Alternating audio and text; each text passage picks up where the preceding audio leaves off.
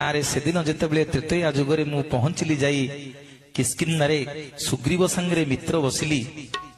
ଲୁଚି ଲୁଚି ଯେତେବେଳେ ବାଳିକୁ ଧନୁତୀର ମାରିଦେଲି, ବାଳି ମରିବାକୁ ପଡିଛି, ବାଳିକି କୋଳରେ ଶୁଆଇଲି। ବାଳି କଣ ଆଜି ମାଗୁଛୁ ମାଗେ, ମୁଁ ତତେ ସବୁ ଦେବିରେ। ବାଳି ସେଇଠି ଦୁଇ ହାତ ଯୋଡି କହିଲା, ଠାକୁରେ କଣ ମାଗିବି, ଆପଣଙ୍କ କୋଳରେ ମରିବି, ତାଠୁ ବଳି ବଡ ଭାଗ୍ୟ ମୋ ପାଇଁ ଆଉ କଣ ଅଛି। ନା ନାଇଁ ରେ ନାଇଁ ବାଳି, ମୁଁ କେବେ କାହାର ଧାରୁଆ ନୁହଁ, କଣ ଆଜି ମାଗୁଛୁ ମାଗେ, ତତେ ସବୁ ଦେବି। ସେଇଠି ବାଳି ଭଗବାନଙ୍କୁ କହିଲା, ପ୍ରଭୁ ମୁଁ ଆପଣଙ୍କର କିଛି ଦୋଷ କରିନଥିଲି, ଆମେ ସୁଗ୍ରୀବର ମୋର ଯୁଦ୍ଧ ଲାଗିଥିଲୁ, ଆପଣ ଆପଣଙ୍କ ସ୍ତ୍ରୀ କି ଉଦ୍ଧାର କରିବେ ବୋଲି ଆପଣଙ୍କ ସ୍ୱାର୍ଥ ପାଇଁ ଆଜି ମତେ ଧନୁତୀର ମାରିଦେଲେ। ଆଉ ମୁଁ କିଛି ଦୋଷ କରିନଥିଲି ମଣିମା। ନା କଣ ମାଗୁଛୁ ମାଗେ। ନା ପ୍ରଭୁ ମୁଁ ମଲା ବେଳେ ଯୋଡିଏ କଥା ମାଗିକିରି ଆପଣଙ୍କୁ ଯିବି। ନା କଣ ମାଗୁଛୁ ମାଗେ।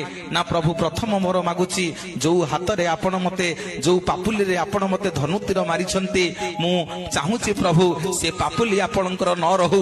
ସେଇଠି ପ୍ରଭୁ ରାମଚନ୍ଦ୍ର କଥା ଦେଲେ, ବାଳି ମୁଁ ଏ ଜନ୍ମରେ ତରୁଣ ସୁଝି ପାରିବିନି ରେ, କାଲି କଳି ଯୁଗରେ ଯେତେବେଳେ ଜଗତର ନାଥ ଜଗନ୍ନାଥ ହୋଇ ଅବତାର ନେବି, ଯୋଉ ପାପୁଲିରେ ତତେ ଭିଡିକିରି ଧନୁତୀର ମାରି ଦେଇଛି, ମୋର ହାତ ଥିବ ରେ, ଆଉ ପାପୁଲି ନଥିବ।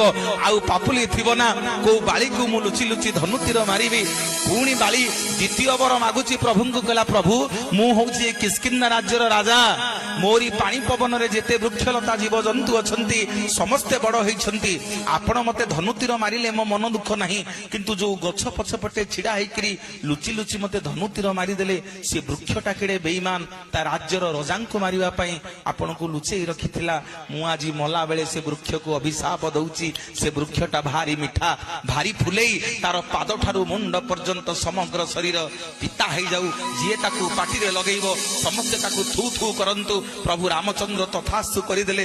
ଯିବାକୁ ବାହାରିଛନ୍ତି, ବୃକ୍ଷଟି ଗୋଡ ତଳେ ପଡିଗଲା। କହିଲା, ଠାକୁରେ ଭଲ ଆପଣ ହଉ, ଆପଣ ଯିବେ ଆପଣଙ୍କ ସ୍ତ୍ରୀ କି ଆଣିବେ, ମତେ ବାଳି ଅଭିଶାପ ଦେଲା, ମୋ କଥା ବୁଝିକିରି ଯାଆନ୍ତୁ। ସେଇଠି ପ୍ରଭୁ ରାମଚନ୍ଦ୍ର ସେ ବୃକ୍ଷକୁ କୁଣ୍ଢେଇ ପକେଇଲେ, କହିଲେ ମନ ଦୁଃଖ କରିନା ରେ ବୃକ୍ଷ, ମନ ଦୁଃଖ କରିନା, ତୋତେ ଯେମିତି ଆଜି ବିନା କାରଣରେ ବାଳି ଅଭିଶାପ ଦେଇଛି, ତୋର ସମଗ୍ର ଶରୀର ପିତା ହେଇଯାଇଛି, ତୋ ଭାର ମୁଁ ନେବି ରେ।